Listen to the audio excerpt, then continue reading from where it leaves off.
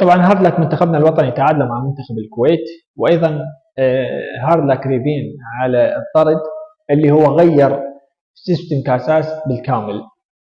وايضا زيدان اقبال وعلي الحمادي بصراحه ما مفروضين، كانت فرصتهم يقدمون مستوى في اول مباراه لهم اساسيين مع المنتخب، ولكن الطرد غير كل شيء.